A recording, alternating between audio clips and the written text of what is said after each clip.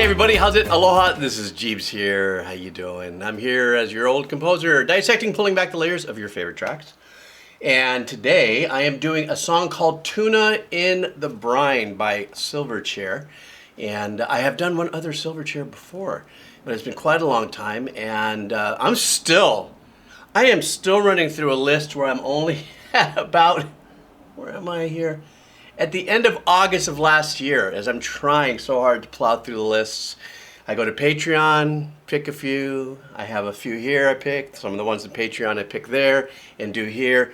I'm trying as hard as I can, guys. But still having a blast doing it. And, sorry, I'm still in rehab for my shoulder, so this is one of the things I gotta do, so stand by. Let me just huck this over there. Anyhow, so I look forward to this. I want to thank you guys, as per usual, for your support. My other channel that I opened up, a lot of people have been very kind of ooh about it. The Positive Wave Writer.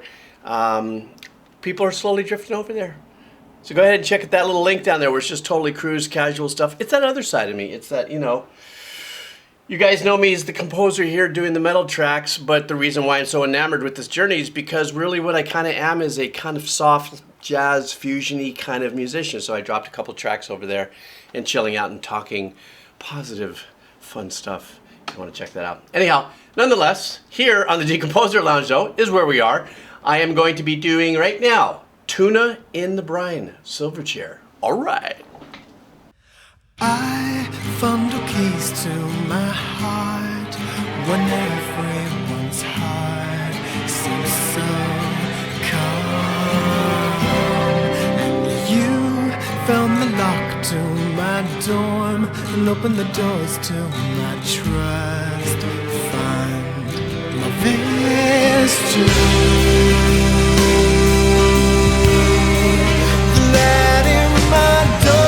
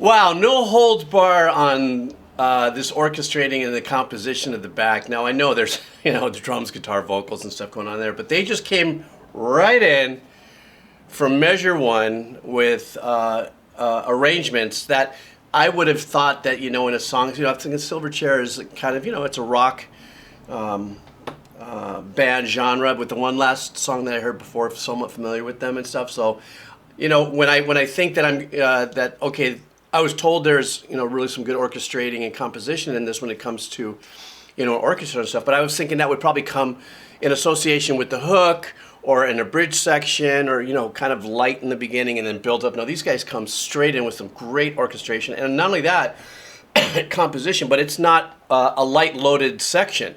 And what I mean by that is it's not just a violin section. Even if it's a violin section with double bass, you know, the stand-up big bass and stuff like that. this has got, I'm hearing everything in here. I heard at the very beginning, I heard the clarinets, some reeds that were going on there. The strings are written with some really great dynamics and a very expressive composition. I'm sorry, this is about a song and about the vocals, which I love this guy's voice, by the way. Really nice chord changes. Did you see me kind of like slithering a little bit serpent-like on it because it was like kind of taking me for that kind of journey. It was really super nice, and some of the chords that they landed on that resolved what I thought would be maybe more of a passive, somber chord I was expecting. They hit you with a major chord, a very uplifting chord, and then bringing you back down. But right now, I think I've gotten this far, 2:20 into a song that's 5:30, almost 6 minutes long, and it was only because I just kept on. There was no takeaway from the orchestral work, and so it was going from the very beginning. So I'm very curious, and at the same token, enamored by the amount of work that's going into a song that would I guess you would think a band like this is, more popular in its composition, in its structure, is totally not what I expected, because it's not. And then his voice as well, going into this beautiful falsetto part of his voice in that one section there. That at least, when I heard his voice kind of cross over into that, I was like, oh man, that's crazy. But I can listen to 4 or 5 things at once and pull from it, and especially if I'm doing a reaction and stuff. But I'm really drawn into this composition of and the arrangement and the orchestration of what I'm hearing in the back. And once again, the song in and of itself is beautiful with the chord changes. You could take the strings away, and it would be a beautiful kind of an unplugged acoustic kind of vibe, porcupine tree-ish, But anyhow, I'm going to keep going. I'm probably going to I'm going to try not to stop. If I do, it's only because I'm just. Oh, and then finally, just before I do keep going, I was oh shit, we almost got him to start it again. Is I love at the end of the phrases, if you want, or the 8-bar, or when there is an obvious turnaround where you feel there's a turnaround, they did something like lit up a little bit of the brass section too, the bottom end of maybe some trombones and stuff, and really gave you some lift to it. Now the mix on that obviously is very sensitive. If it's really a guitar and drums and bass and vocals, orchestrating and composition like this, engineering-wise, you could really overpower easily. So that's also another great trick where it's not about the brass section that I heard at the end. It's about the nuance it delivers in its sound, that really rippy bottom kind of vibe. Anyhow, all right, let me go back a little bit.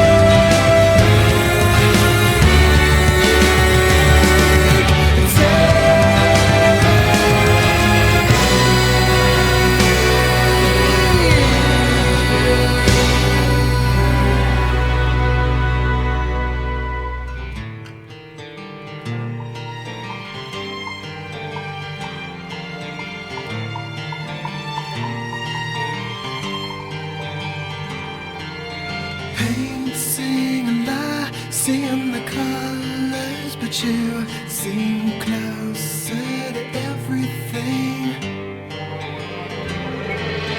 Painting a lie, seeing the colors, but you seem closer to everything.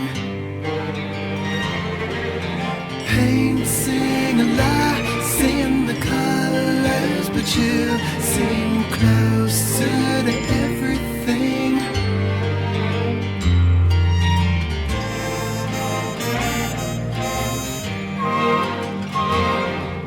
Closer now than we ever have been. We're closer now than we ever We're closer than we've ever been before. Closer to everything. Asking for change and changing everything.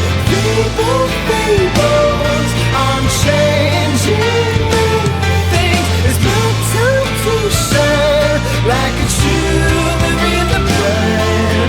From my purple pores on changing anything.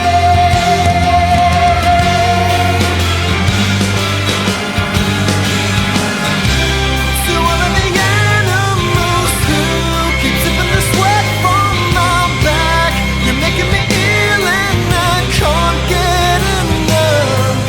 So take another pill and tell another lie. A lie amongst your lies, like tuna in the brine. This was giant, guys. You know, I love all kinds of music, and the journey that you guys are taking me here on with, you know, metal and rock and stuff like that. It comes in many different faces as I'm learning, as I'm going through this channel. Yes, I've kind of spent a little more time on the heavier sides of, you know, metal, new metal, and metalcore and stuff like that. But this is still rock and roll and stuff. And this was giant. This was like musical theater for me. The way I felt it, the way I heard it, the way it moved me. I imagined a pit, you know, with all the musicians, and this happening up on stage, because it had that kind of theatrical style of composition. I was so enthralled with the, you know, the orchestral work that I did pick up some of the lyrics and stuff. The melody is beautiful. The chord changes are fantastic, but you know, the dynamics and the nuances and the expressions of how whoever wrote the orchestral work was wonderful. Was absolutely great. The engineering, like I said in that last stop, you know, that's a task in and of itself. And you know how I feel about engineers. You know, when they're doing projects, be it like this or whatever, you know, they're part of the band during that period, and to use their magic, engineering knowledge. Who knows? Maybe there's always maybe a band member, the producer, or you know, you never know who's really in the room with it. But really, the guy behind the console is such an integral part of what we hear at the end game, but yet on something like this even more so, because that is an incredibly technical, unique blend and balance that he or she has to do as an engineer. Once again, I just want to go back briefly just to the dynamics and everything. And also I noticed I can't recall if the piano player that I heard in this track is actually part of the band, which it seems to be. Like, that's perhaps who did the arrangements. I don't know. You guys please tell me in the comments. But I'm hearing these octave moves and stuff like that that are being, you know, in unison with other arrangements and stuff that really punch it through. And because this doesn't sound like it's a massive sized orchestral section, that it's really important to really get some of those arrangements, melodic aspects or the counter melodic aspects of those arrangements through by doing things uniquely. As an orchestrator, you'd be able to know to double this, you know, with a piano, with the strings, maybe do it with the trumpets and a reed, you know, a division of reed or something like that, get that to really cut through. But the expressions and the nuances, even the muted trumpets that I love to hear. And then there was that section, a very, very soft section before it just went into acoustic guitar. I heard that kind of rubato woodblock percussion in the back. You know, and for those of you who are a pure listener, the term rubato means not at tempo necessarily. It's at the behest of the conductor or something. It's not like this. It could be if the conductor, you know, calls it up faster and slower, you know, rubato. Anyhow, I want to thank Paul and those who have actually, believe it or not, I was looking at this and right before I started this, I went, oh, great. This is in my Patreon list too. So I got two at once. I got people who wanted to hear it from my main channel, and then I noticed it was on my Patreon list. So I'm glad I'm be able to. At least I got a good request chunk here, and I want to thank you guys for that. You know, like I said, I'm loving all the heavier metal and stuff like that, but you know, being reminded of the, you know, that rock isn't all about, you know, super deep chugs, fast ripping and stuff. There's so many, you know, deeper genres in there that it's part of this journey. as if I've never, anyhow, ever heard this song before. And Silverchair, I've only done one song before. I want to thank you guys for your support as usual. You want to buy me a cup of coffee, the link is down below, or a gallon of gas, or a liter of gas, the way gas prices are, it doesn't matter. And so I always thank you for your support. You guys take care. Have a killer day. Aloha. All right.